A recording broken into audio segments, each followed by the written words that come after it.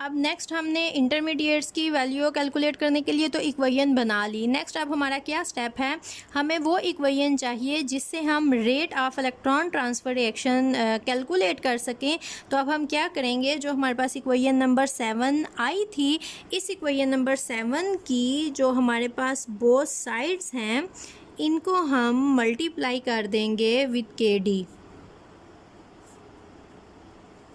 तो जब हम इक्वेशन की बोथ साइड्स को के डी से मल्टीप्लाई करेंगे तो इक्वेशन इस तरह से हो जाएगी, के D positive A negative is equal के ई टी के A D A divided by के ई टी प्राइम के ए प्राइम प्लस के डी के ए prime plus K D and के ई टी, और इसके साथ हमारे पास आ जाएगा के डी। इसको हमने ब्रैकेट में लिख लिया, ना लिखें उससे कोई फ़र्क नहीं पड़ेगा। अब आप अगर देखो यहाँ पर जो हमारे पास इक्वेशन नंबर 4 प्राइम थी, जब हमने ये इक्वेशन 4 के साथ यहाँ पर रेट लिखा था तो ये बना था के डी इज़ इक्वल के पॉजिटिव ए नेगेटिव, और ये इक्वल था के आर डी ए के, और यहाँ पर भी हमारे पास आ गया है के डी पॉजिटिव ए नेगेटिव। तो अगर ये हमारे पास इक्वल सेम है साइड इक्वेशन की, तो दूसरी साइड भी हमारे पास इक्वेशन की सेम होंगी।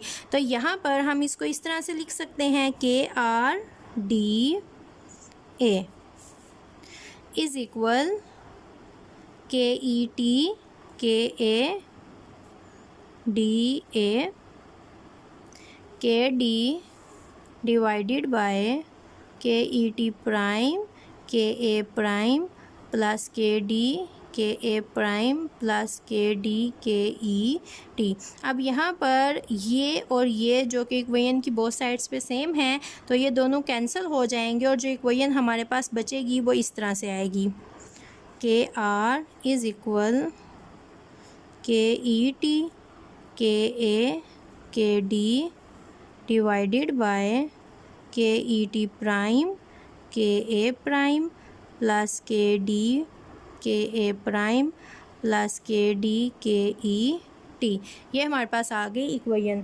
और अगर आप चाहो इस इक्वेशन को नंबर देना तो आप इजीली इस इक्वेशन को नंबर दे सकते हो। हम पहले इस इक्वेशन को नंबर दे दें जहाँ पर हमने मल्टीप्लिकेशन की थी, तो इसको हम कह देते हैं इक्वेशन नंबर 8, और अब जो हमारे पास इक्वेशन बनी है इसको हम कह देते हैं इक्वेशन नंबर 9। तो अब हमने क्या करना है, ये जो हमारे पास इक्वेशन नंबर 9 है इसका हमने ले लेना है रेसिप्रोकल।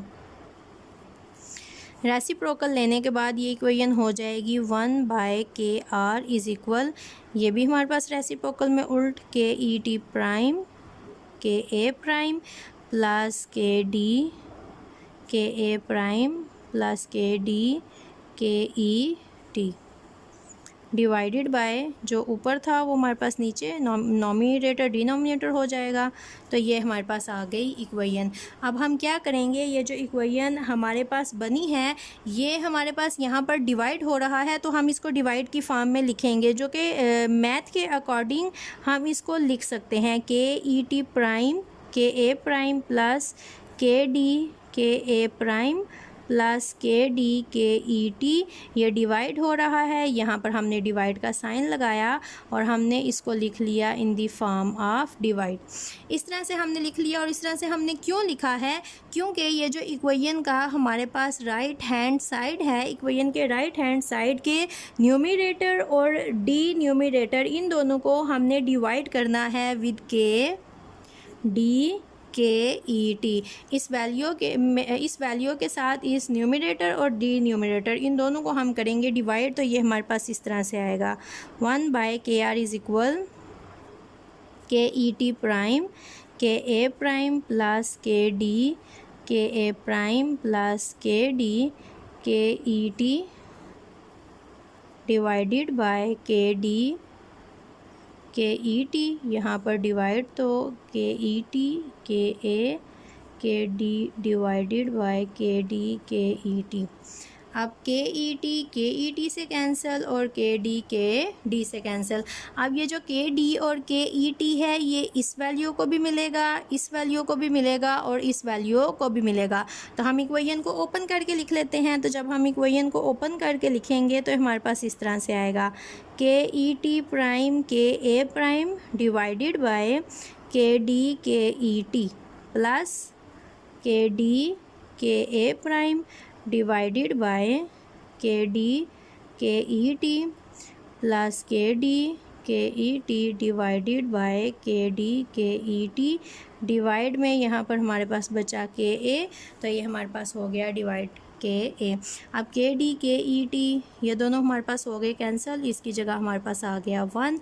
के डी हमारे पास हो गए कैंसिल, यहाँ पर आ गया के ए प्राइम डिवाइडेड बाय के ई टी। यहाँ पर कुछ भी कैंसिल नहीं, के ई टी प्राइम के ए प्राइम और के डी के ई टी ये हमारे पास आ गया इसी तरह से 1 बाय के आर। और ये जो डिवाइड है हो रहा, इसको हम अगर मल्टीप्लाई में लिखेंगे तो ये हमारे पास आ जाएगा इस तरह से। तो हमने ये डिवाइड का साइन ख़त्म करके यहाँ पर मल्टीप्लिकेशन में हमने इसको लिख लिया। अब हम क्या करेंगे, ये तो 1 ये तो इसी तरह से हमारे पास रहेगा। ये जो दो वैल्यूज़ हमारे पास बची हैं इसका हम क्या करेंगे, यहाँ पर ले लेंगे एलसीएम। तो जब हम इसका एलसीएम लेंगे तो ये हमारे पास वैल्यू इस तरह से आ जाएगी 1 बाय के आर इज़ इक्वल, एलसीएम हमारे पास आएगा के डी के ई टी, तो ये वैल्यू के ई टी प्राइम के ए प्राइम इसी तरह से आ जाएगी, प्लस हमारे पास आएगा के ए प्राइम, तो के ए डी यहाँ पर है तो के डी हमारे पास यहाँ पर आ जाएगा। और ये हमारे पास आ गया +1, ये हमारे पास हो गया मल्टीप्लाइड बाय 1 बाय के ए, ये हमने लिख लिया इसके साथ इसी तरह से। अब हम क्या करेंगे, यहाँ पर इक्वेशन की दोनों तरफ के ए प्राइम यहाँ भी प्रेजेंट है, के ए प्राइम यहाँ भी प्रेजेंट है, तो हम इसको कॉमन ले लेंगे। कॉमन लेने के बाद ये हमारे पास हो जाएगा के ए प्राइम हमने यहाँ से कॉमन ले लिया तो ये इस तरह से आ जाएगी K E T prime plus K D divided by K D K E T +1 multiplied by 1 by K A. अब कॉमन लेने के बाद इक्वेशन को हम थोड़ा सा रीअरेंज करेंगे। रीअरेंज कैसे करेंगे, ये जो के ई टी यहाँ पर प्रेजेंट है इसको हम निकाल के यहाँ पर बाहर ले आएंगे के ए प्राइम के साथ 1 बाय के आर के ए प्राइम के ई टी। जब बाहर हमारे पास आएगा तो इक्वेशन इस तरह से बचेगी के E T prime plus K D divided by K D, ये +1 1 बाय के ए। अब ये जो के डी है जैसे हमने पहले किया था कि ये इक्वेशन की हमारे पास दोनों साइड्स को मिलता है, मतलब इसको भी और इसको भी, तो ये इसका भी है और इसका भी, तो हम इसको ओपन करके लिखेंगे 1 बाय के आर इज़ इक्वल के ए प्राइम के E T prime divided by K D plus K D divided by K D +1 multiplied 1 by K A. अब ये यहाँ से हमारे पास होके कैंसिल, तो यहाँ पर बचा 1, ये आ जाएगा के E T prime bye K D, ये +1 multiplied by 1 by K A prime के E T 1 by K A. अब हमने आगे जो काम करना है वो हमारे पास बस इतना है, हमने इक्वेशन को थोड़ा सा रीअरेंज करना है। ये जो +1 यहाँ पर है इसको हम लेकर आएंगे स्टार्ट में, और इक्वेशन को थोड़ा सा रीअरेंज करने के बाद ये जो हमारे पास यहाँ पर एंड पे आ रहा है इसको अगर हम पहले लेके आएँ 1 बाय के are is equal 1 by K A 1 plus के ए प्राइम के ई टी प्राइम के डी +1। और अगर हम इक्वेशन को ये जो 1 बाय के ए है इसको हम मल्टीप्लाई करें ताकि जो ब्रैकेट्स हैं ये थोड़ी सी सॉल्व हो जाए हमारे पास, तो 1 बाय के are is equal 1 by K ए, 1 से मल्टीप्लाई होने के बाद ऐसे ही, और यहाँ पर के ए प्राइम के ई टी, ये 1 को पहले ले आएँ तो यहाँ पर के डी। और इसको हम कह देते हैं इक्वेशन नंबर 10। और ये जो इक्वेशन नंबर 10 है, फाइनली इक्वेशन नंबर 10 हमारे पास यूज़ होती है to calculate rates of electron transfer reactions.